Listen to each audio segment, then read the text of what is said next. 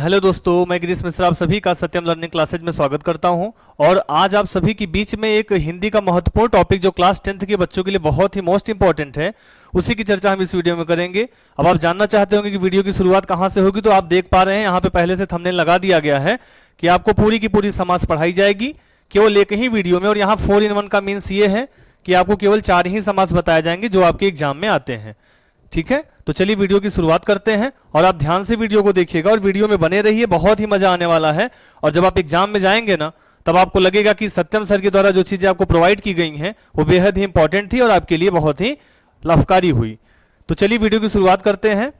और आज का हमारा टॉपिक क्या होगा? समास। आज का हमारा टॉपिक है समास। समास को अगर हम बात करें इंग्लिश में, तो इंग्लिश में इसको कंपाउंड बोलते हैं। समास दो शब्द से मिलकर बना है, जिसमें आपका पहला शब्द होता है सम योग, दूसरा शब्द है आस।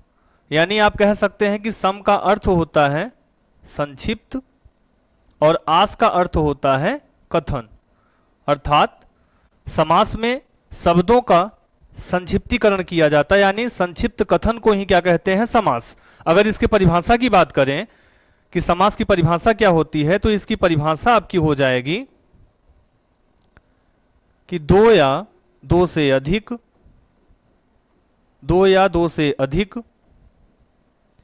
शब्दों से मिलकर बने नए सार्थक शब्द को समास कहते हैं। क्या कहते हैं? समास। यानी दो या दो से अधिक शब्द मिलकर के क्या बनाते हैं? आपका समास। इतना समझ में आ गया? अब आप जानिए कि समास में दो पद होते हैं। कितने पद होते हैं? दो पद होते हैं। जिसमें हम बात करें पहले पद की, तो पहला पद होता है आपका पूर्व पद और दूसरा पद आपका होता है उत्तर पद। यानी समास में दो पद होते हैं, पहले आपके पूर्व पद हो जाएंगे और दूसरे में हो जाएंगे आपके उत्तर पद। ठीक है, अब आइए चलते हैं हम नेक्स्ट पेज में। अब यहां से हम जानेंगे कि समास के भेद कितने होते हैं। तो अगर बात की जाए भेद की या इसके प्रकार की, तो कुल कितने प्रकार होते हैं? इसके कुल 6 भेद होते हैं। कितने भेद होते हैं? 6 भेद होते हैं। पहला आपका कौन सा हो जाएगा? पहला हो जाएगा आपका अव्ययी भाव समास। अव्ययी भाव समास। दूसरा हो जाएगा आपका तत्पुरुष समास। तत्पुरुष समास। और तीसरा आपका हो जाएगा कर्मधारय समास।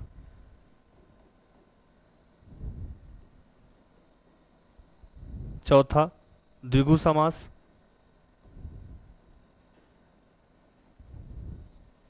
पांचवा आपका हो जाएगा द्वंद्व समास। छठा और आखिरी आपका हो जाएगा बहुव्रीहि समास। तो ये रहे आपके समास के कुल 6 भेद। और जैसा आपने देखा था, शुरुआत में ही थंबनेल में आपको लिखाया गया था कि 4 in 1 पढ़ना है। तो यानी आपके एग्जाम में अगर हम बात करें क्लास 10th के पेपर में, तो क्लास 10th के पेपर में केवल आपको 4 समास पढ़ने हैं। कौन कौन से?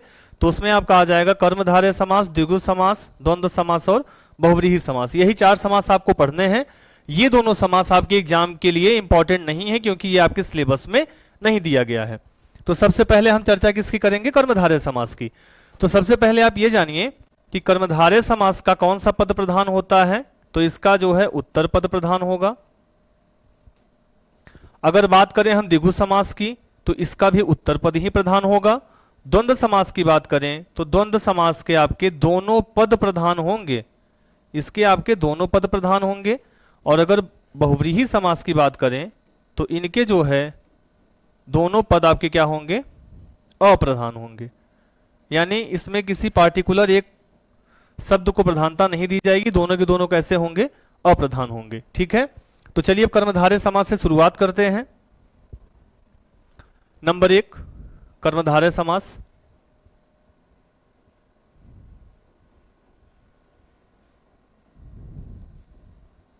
अगर हम इसके परिभाषा की बात करें तो जिस समास का उत्तर पद प्रधान होता है, जिस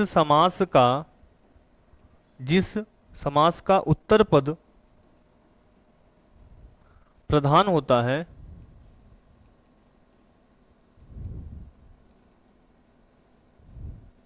उसे क्या कहते हैं? कर्मधारय समास कहते हैं।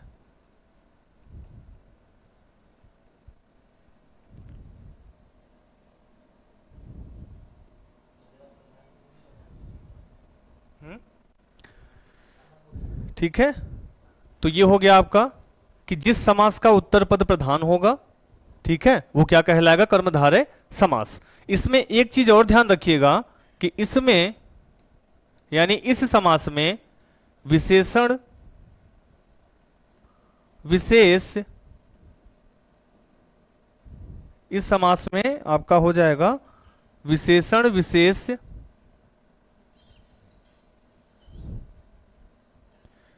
विशेषण विशेष्य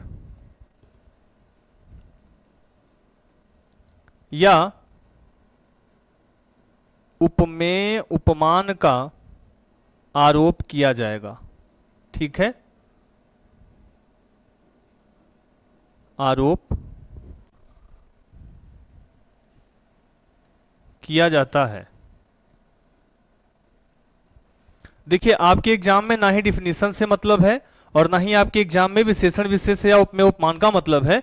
बस आपके एग्जाम में करते क्या है कि आपको एक पद दे देंगे और पूछेंगे कि निम्न में कौन सा समास है, और या तो आपको समास देकर के पूछेंगे कि उसमें से कौन से एग्जाम्पल उसके सही हैं।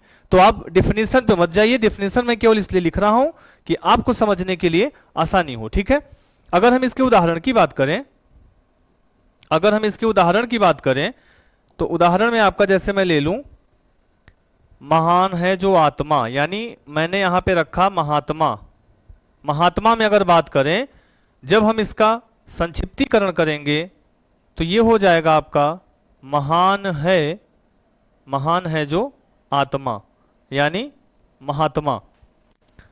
दूसरा अगर हम बात करें नील गगन, अगर इसका उदाहरण आपको दें नील गगन, तो जब हम इसका विग्रह करेंगे तो ये हो जाएगा नीला है जो गगन।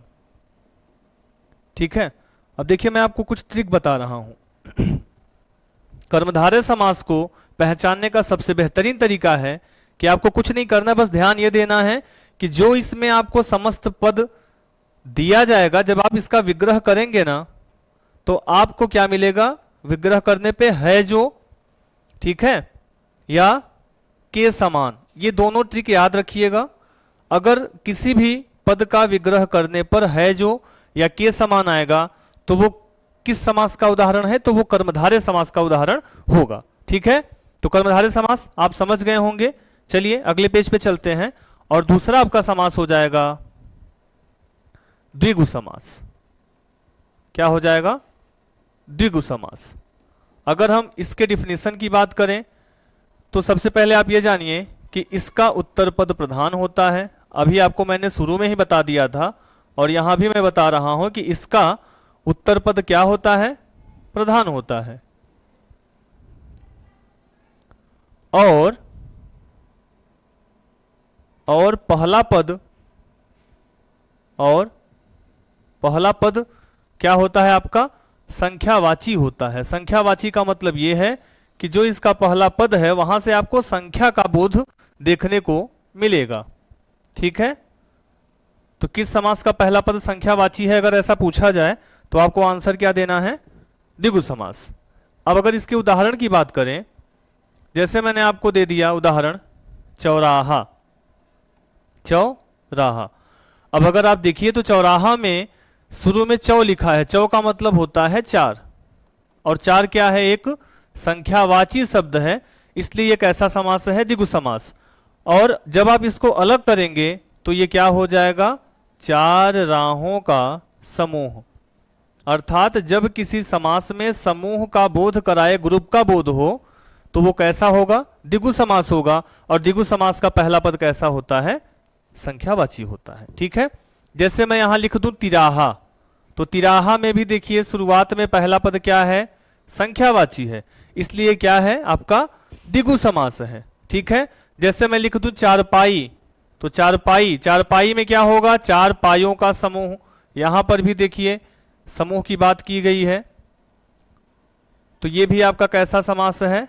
ये है आपका द्विगु समास। और यहां पर भी देखिए पहला पद क्या है? संख्यावाची। तो जिस समास का पहला पद संख्यावाची हो और समूह का बोध कराए, ऐसे समास को हम कैसा समास बोलेंगे? द्विगु समास। ठीक है, और इसके पहले मैंने आपको क्या पढ़ाया? कर्मधारय समास। उसकी पहचान ये होती है कि जब आप उस समस्त पद को अलग करेंगे तो वहां पे आपको अलग करने के बाद है जो या के समान बीच में देखने को मिलेगा जब आप उन समस्त पदों का क्या करेंगे? समास विग्रह करेंगे। चलिए अगले समास की तरफ चलते हैं। जो हमारा तीसरा समास होगा वो हो जाएगा हमारा कौन सा समास? द्वंद्व समास। तीसरे समास की अब हम चर्चा करेंगे। द्वंद्व, कैसा समास? द्वंद्व समास। अब ये नाम से ही लग रहा है कि इस समास का मेन उद्देश्य क्या है। तो द्वंद्व का मतलब आपको पता है कि जब दो बराबर योद्धा आपस में लड़ाई करते हैं, लड़ते हैं, तो उसको द्वंद्व बोला जाता है। यानी यहां दोनों एक दूसरे के सामने ऐसे रखेंगे अपने आप को कि जैसे हम वास्तविकता में आपसे ज्यादा होशियार हैं, आपसे ज्यादा समझदार हैं, आपसे ज्यादा शक्तिशाली हैं। इसकी चर्चा करेंगे यहां पे। तो द्वंद्व समास में सबसे पहले आप जान लीजिए कि इसमें दोनों पद प्रधान होते हैं। द्वंद्व समास में दोनों पद क्या होंगे? आपके प्रधान होंगे। दोनों पद प्रधान होते हैं। और इसका ट्रिक क्या है कि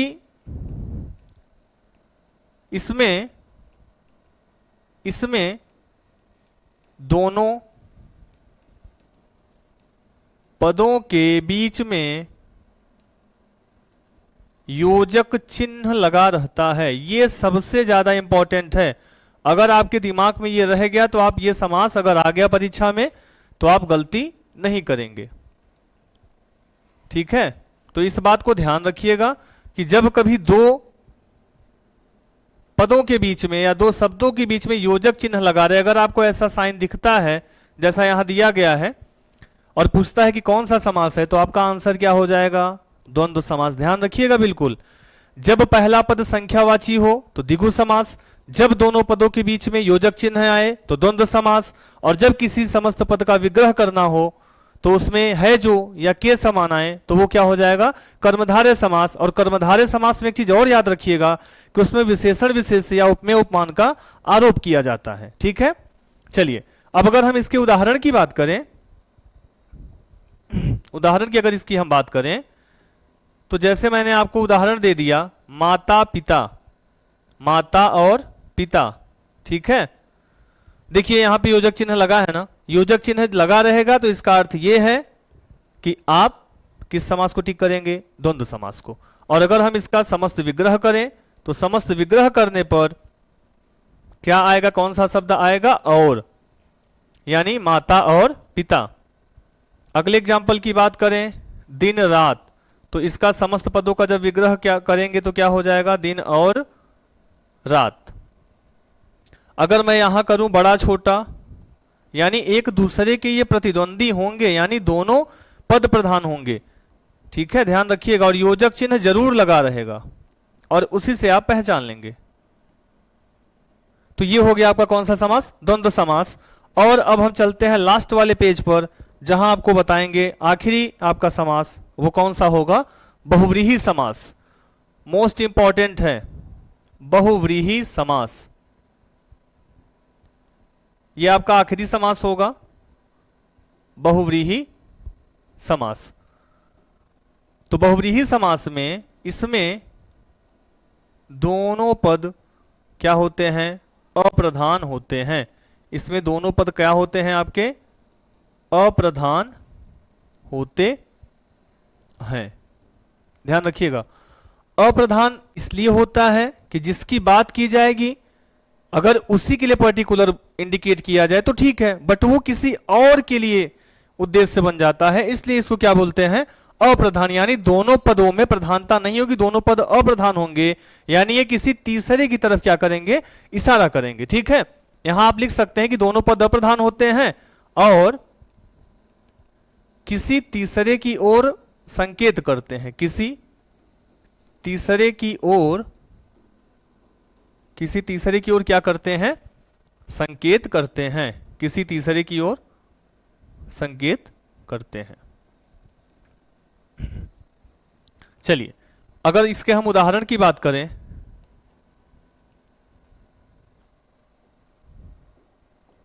जैसे मैं यहां उदाहरण लिख दूं लंबोदर, क्या लिख दूं, लंबोदर।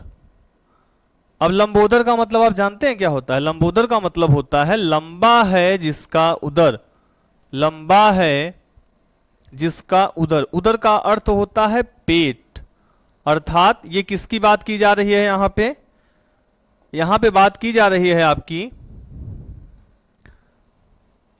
गणेश जी की। लंबोदर किसका नाम है, गणेश जी का। तो यहां हम किसकी चर्चा कर रहे हैं, गणेश जी की, लंबा है जिसका उदर, अर्थात गणेश जी। अगर मैं यहां बोलूं वीणा पाणी, तो वीणा पाणी का मतलब क्या होता है, वीणा है जिनके हाथों में, वीणा है जिनके हाथों में, पाणी मतलब हाथ होता है, अर्थात किसकी चर्चा की जा रही है यहां पे, सरस्वती जी की।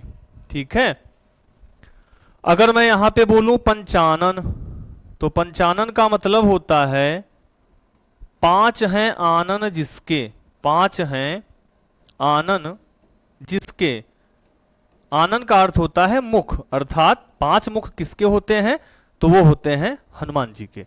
तो यहां आप क्या लिखेंगे, हनुमान। यानी आप देख पा रहे हैं कि यहां बात कुछ और हो रही है लेकिन इशारा किसी और की तरफ हो रहा है। तो जब ऐसी बातें आए कि दोनों पद अप्रधान हो और किसी तीसरे व्यक्ति की ओर इशारा करें, बात करें, चर्चा करें, तो वहां कौन सा समास होगा आपका, बहुव्रीहि समास। अगर एक दो एग्जांपल आपको और बताएं, तो जैसे आप यहां पे ले लीजिए दशानन, दशानन का अर्थ होता है 10 हैं आनन जिसके, 10 हैं आनन जिसके, अर्थात 10 मुखों वाला। और ये आप सबको भी पता है कि 10 मुख किसके होते हैं, तो 10 मुख होते हैं किसके, रावण के, अर्थात किसी तीसरे की तरफ इशारा करेंगे। तो ये आपके 4 समास रहे हैं जो आपके यूपी बोर्ड की कक्षा 10 के लिए मोस्ट इंपॉर्टेंट हैं, जिसमें हमने 4 समास की चर्चा की, कर्मधारय, आपका द्विगु हो गया, द्वंद्व हो गया और बहुव्रीहि हो गया। ठीक है, तो उम्मीद है कि आपने इस वीडियो से कुछ सीखा होगा। अगर वीडियो पसंद आए तो वीडियो को लाइक शेयर कीजिएगा और चैनल पर नए हो तो सब्सक्राइब कर लीजिएगा, जिससे नए वीडियो की नोटिफिकेशन आपको सबसे पहले मिले। मिलते हैं नेक्स्ट वीडियो में, तब तक के लिए जय हिंद।